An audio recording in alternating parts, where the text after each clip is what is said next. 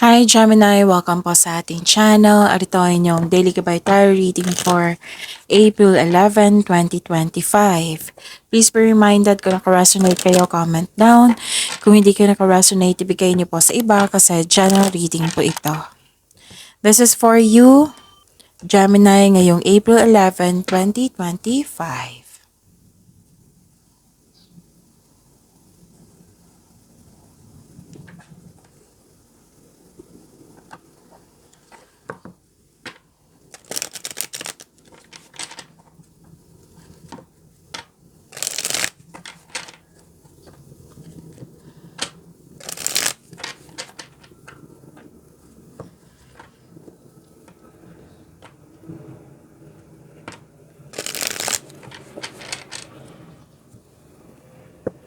Para po ito sa inyo, Gemini, ngayong April 11, 2025.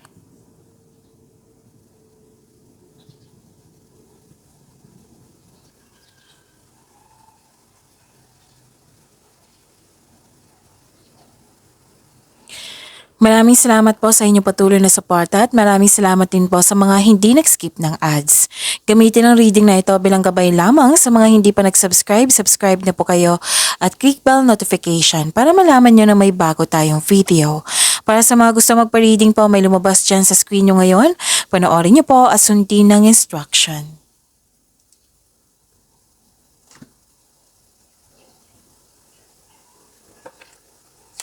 Spirits Guide, mga ganap po para kay Gemini. Ngayong April 11, 2025 ay need 3 cards po.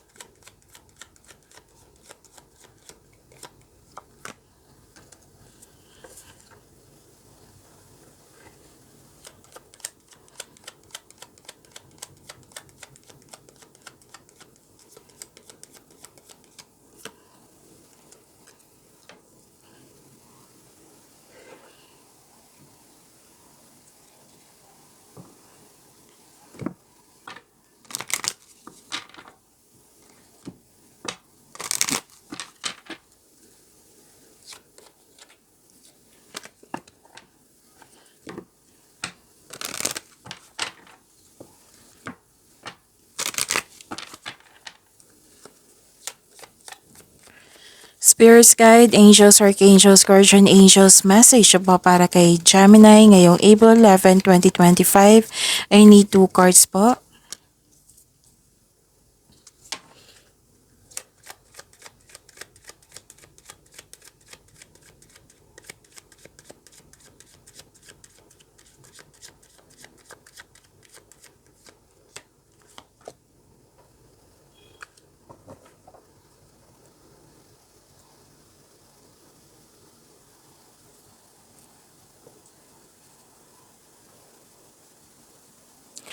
Ngayong April 11, 2025 para po kay Gemini, malaking influence ang isang babae at isang lalaki sa araw nito. Pwede kayong ito, pwedeng kung ikaw isang lalaki, pwedeng kayo ito.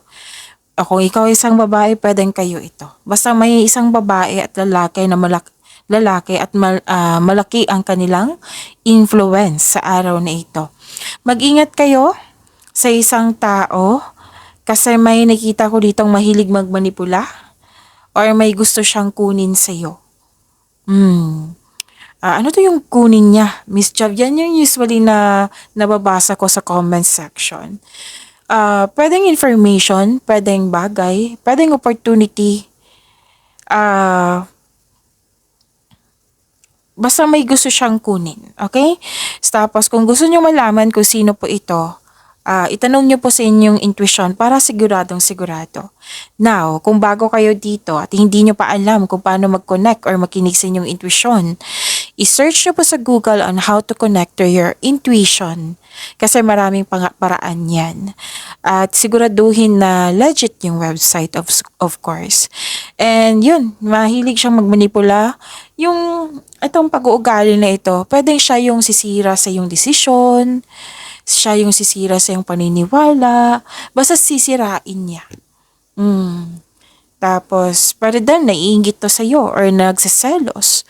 May nakita kasi ako dito nag-o-observe sa'yo, nag-spy sa'yo. Kaya, mag-ingat kayo.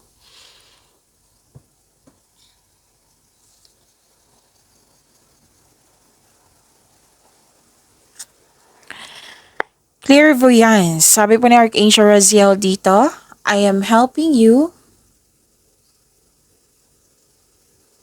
Okay, ito. I am helping your spiritual side to awaken fully so you can clearly see heavenly love. Wow. Heavenly love. And life review. Sabi po ni Archangel Jeremiel, take inventory of your life and resolve to change or heal anything that is unbalanced. Pwede itong mga nangyari sa nakaraan na hindi pa siya na-resolve or hindi pa siya completely heal. Yung trauma, pwedeng trauma ito. Basta yung nangyari na hindi mo siya lubusang tanggap. Na hindi pa naging, like for example, nagpaalala sa iyo. May isang tao na kausap mo ngayon tapos naalala mo yung nakaraan. O pwede din na nang dahil sa tanong niya, naging disbalancing yung emotion or irritable kayo or pwede din nostalgia ito, may naalala kayo sa nakaraan na tapos nagiging irritable kayo. Yung unresolved issue, o pwede din past emotion. So, kailangan yung magkaroon ng time for reflection. Yan, makatulong yan. Kasi time for reflection, mawawala yung overthink, magkakaroon ng sagot sa inyong mga katanungan, may solusyon sa inyong problema, may pahinga din sa time for reflection. So, kailangan nyo ng time for reflection dito. At resolve nyo po daw yung changes or i-heal yung hindi balance. Okay? So, healing ito. Yan yung sabi ni Archangel Jeremiel.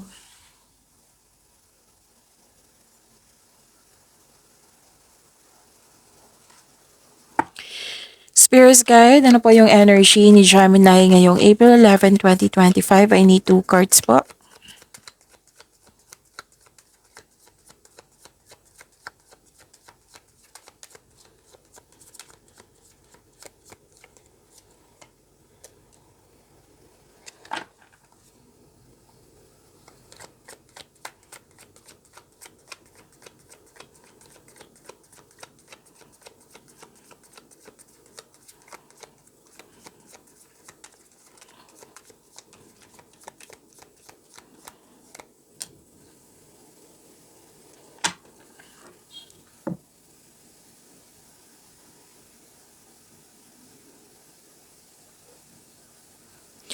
Kung may narinig kayo or may nakita kayong repeating message, like for example, nanood kayo ngayong araw ng April 10 and April 11 na video reading nyo po, Gemini.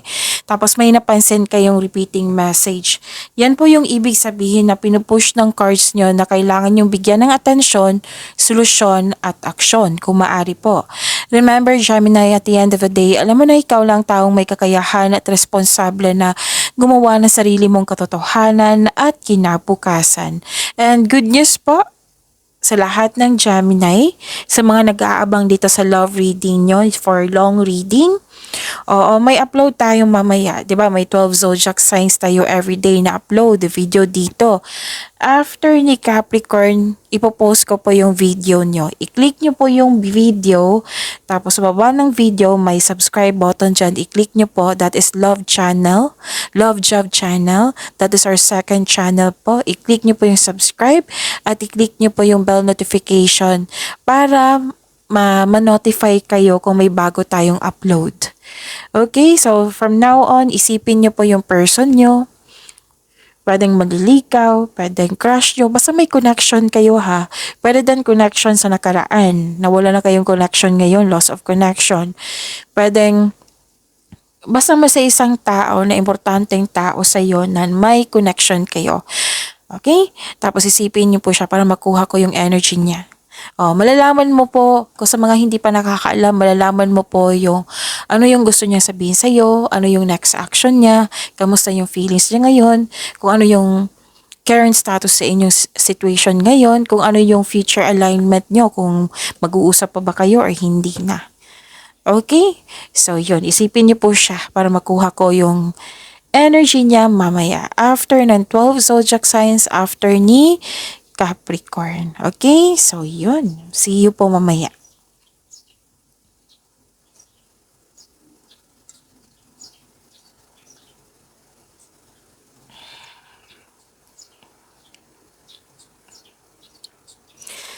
Nakikita ko dito, ngayong April 11, 2025, nakikita ko po dito na nagkaroon ng delay. Pero ang ganda ng delay, abundance. Like for example, may pera kayong hinihintay which is expected nyo na darating pero nagkaroon ng delay. Pero at least alam nyo kung ano yung parating sa inyo. Kaysa nagkaroon ng delay na hindi nyo alam kung ano yung yes or no ba yan, kung ano yung delay na yan, 'di ba? At least alam nyo itong delay na parating sa inyo. Hindi naman yan cancel Gemini eh. Delay lang po iyan. It might be may ipaparealize ang universe sa iyo para pagdating ng delay na ito, magamit mo sa tama. Para may ideas ka, alam mo na yung gagawin mo. Okay? So most likely may ipaparealize ng universe sa inyo yan. It might be may dumating dyan na hindi nyo napansin. So kailangan nga ng time for reflection. Yan yung sabi ni Archangel Raziel kanina. At ni Archangel Jeremiah Life Review. Okay? So, may dumating din na opportunity na hindi mo napansin kasi you are trying too hard or nakafocus kayo sa isang trabaho or sa gawain. Ang sabi ng card niyo po dito, the universe is asking you to loosen grip and mag-relax.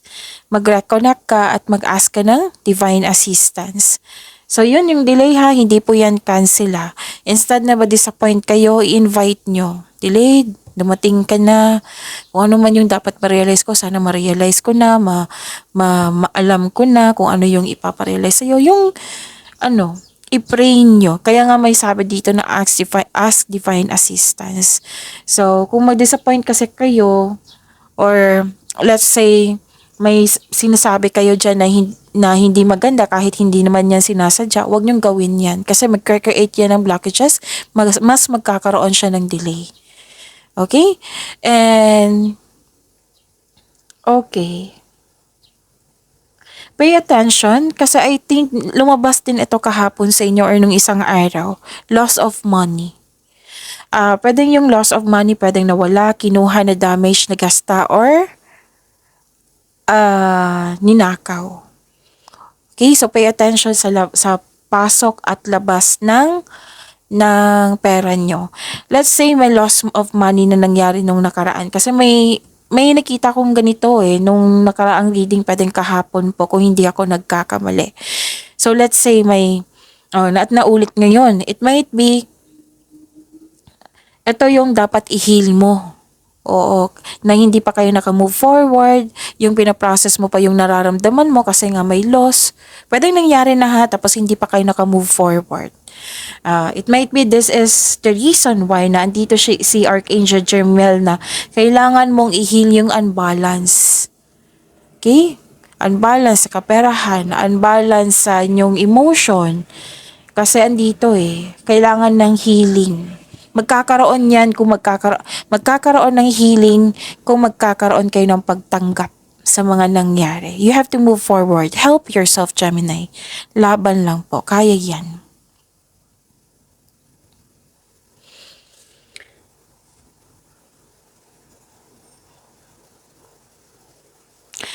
Okay, habaan ng pasensya. May pagpaliban ako nakikita dito. Okay, pay attention Gemini kasi may nakita ko dito. It might be this is the part of loss of money kasi may scam investment dito. Pwedeng mangyayari pa ito ngayon or nangyari na ito sa nakaraan na hanggang ngayon hindi pa nagkaroon ng process for healing. Nasaktan ka pa hanggang ngayon. Oo. Nagdesisyon po daw kayo na hindi pang matagalan dito. So, kung walang nangyari sa nakaraan na ganyan, pay attention sa ngayon. Okay? Kasi lalo na kung gagawa kayo ng desisyon, plano, or pagpili, kailangan nyo mag-ingat sa paggawa niyan. Pwedeng nangyari na ito na hanggang ngayon hindi kayo makamove forward kasi may scam investment dito, niloko kayo. mm Ah, naging impatient kayo kaya naniwala kayo agad sa kanyang mga sinasabi kaya tinanggap mo ito. But sad to say, nanloko yung tao. Oo. Kasi nakikita ko dito yung frustration na makuha mo agad yung gusto. Pero yun nga, may nanloko. So, kailangan ng habaan ng pasensya dito. Teka, baka ito yung sabi ni Miss Jav na investment. So, kailangan kong investigate to. Oh, example yan ha. Oh, investigate ko muna sa government agency. Kung totoo ba ito or hindi. Oh, yung gamitin niyo po yung talino niyo. Kasi si Gemini is matalino. Yan. Is very mapag-isip yan. Magaling yan gumawa ng desisyon. Yun nga lang, beware lang. Kasi nagmamadali kayong dumagdesisyon dito. At least aware kayo, di ba? Kung hindi pa ito nangyari, at least aware kayo kung ano yung dapat pag-ingatan nyo. And kasi I think sunod-sunod na to eh. So pay attention. It might be na nangyari na tapos yun, hindi kayo naka-move forward. So, yung sabi ni Archangel Jeremiel, include nyo sa prayer nyo si Archangel Jeremiel and Archangel Raziel. Na kailangan ng for healing dito. Kasi kung magkakaroon ng healing, magkakaroon siya ng transformation. Okay? Mag-ingat talaga kasi may panluloko dito. Yung sabi ko kanina sa inyo na mahilig magmanipula, nag-observe sa iyo, na may gusto siyang kunin sa iyo. Oh. So, beware ha.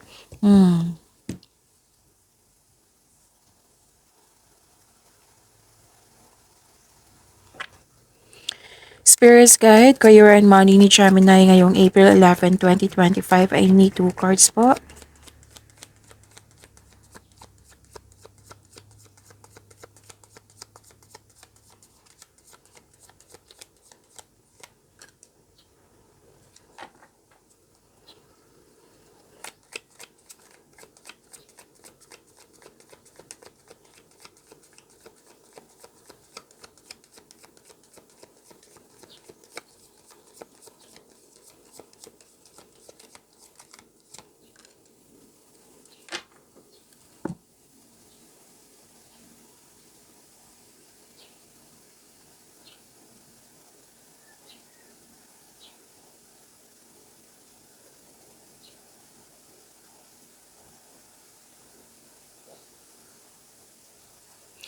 Sa career and money niyo po, maaring may natandaan niyo yung sabi ko kanina sa oracle cards niyo na maaring yung mahilig magmanipula, sisirain niya yung plano niya. Plano niyo, what I meant is plano niyo, desisyon niyo. Andito siya. Andito sa career and money niyo. May against sa inyong desisyon, plano, ideas ba yan? Oo, like for example, gusto mo mag-level up, magte-take ka ng board exam, example po ito ha, or magte-take ka ng masteral, tapos may tutol. Na alam niya na makakabuti sa iyo itong plano mo, tapos tutol siya. Yung binibigyan ka ng negativity, oo, na para hindi masunod yung gusto mo. Kasi gagawin mo ito for traditional career path, for moving up to the ladder of success. Diba like for example, tataas yung position nyo pag may master degree kayo, diba? May ganung profession. Tapos, yun, may tutol dito. Tapos, hindi po daw kayo kailangan na magalit sa taong ito. Alamin nyo kung ano yung experience niya para aware kayo. Pero at the end of the day, kayo po ang masusunod kasi buhay nyo po iyan. Okay? Hindi po daw kailangan magalit. Huwag na lang kayo magalit sa kanya. Baka ugali niya na more on negativity siya, di ba? Depende na yan sa atin kung tatanggapin ba natin yan or hindi. So, put boundaries and limit yourself sa mga ganyang tao kung pwede po. Kasi choice nyo naman yan eh. And ang ganda nito, Gemini, kasi may nakita kong cycles dito. Changes, completion of cycle. May nangyari, may naka-destiny. What I meant is may nangyari na naka-destiny sa iyo. Kasi may nakita kong destiny dito. Fate, happiness, good luck, and good karma. See? Ang ganda, Gemini. So, claim nyo ha. Ang daming mensahe ngayon, Gemini. So, this is a blessings, good fortune, job opportunity, at unexpected wealth, financial stability. Wow. So, claim nyo ha. Blessings, good fortune, job opportunity, at unexpected wealth or financial stability. Like for example, kung gipit kayo ngayon, may parating na blessings na makapagbago sa inyong kaperahan. Kung jobless kayo ngayon, may unexpected job opportunity na darating. Kung let's say, yung kabaliktaran siya for good. Oo, for good siya. Na, let's say, may problema kayo ngayon, mare-resolve na siya ngayong araw na ito. 'Di ba? Ang ganda. So, claim nyo po. Andito po yung Wheel of Fortune sa inyong career and money. So, claim nyo yan, Gemini. Tapos, pwede din may makaka-receive kayo ng malaking pera ngayon or parating pa ito. Oo, pwede din marami kang kliyente, marami kang benta, marami kang projects na makapagbigay sa'yo ng malaking pera. Ang ganda. So you're moving from a painful cycle to happiness. So embrace new situation na dumating sa inyong buhay. So this is new beginning po. I-claim nyo po, Gemini, ang ganda.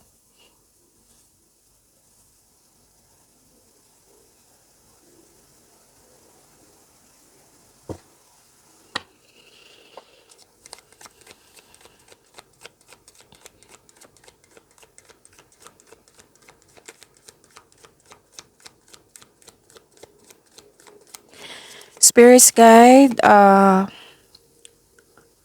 love life, self-love, partnership, and romance to Gemini ngayong April 11, 2025.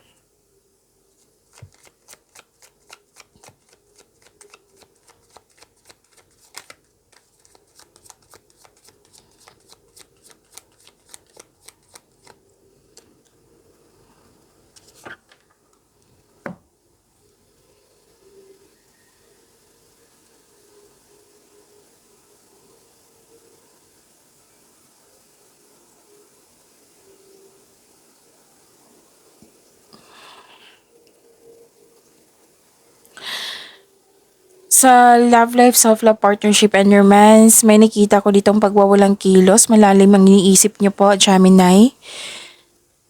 Sa mga single po, may parating na love and romance sa inyo. Kaya lang na-stuck ka sa mga nangyari sa nakaraan. Ayaw niyo po ng commitment.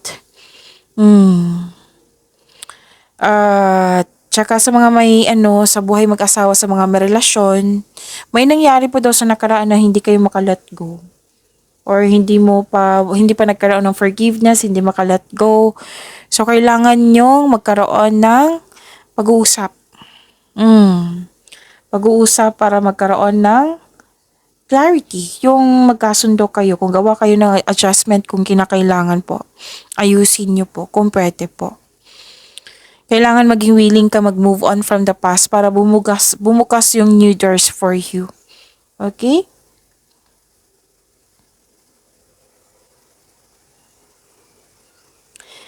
At may nakita ko ditong, this is good. Kasi ayaw niya na mag-overthink, kinakaya niyo ang sitwasyon. Meaning to say that this is movement, willing ka nang ayusin. So, see you mamaya ha sa after ni Capricorn sa love reading nyo. That is long reading, that is timeless reading. This is all about your love life. So, see you mamaya, Gemini, and tomorrow. Pagyamanin nyo po yung blessings sa binigay sa inyo. Gemini, see you tomorrow. Please like, subscribe, and click the button for notification para updated po kayo sa daily tarot reading natin. Maraming salamat po.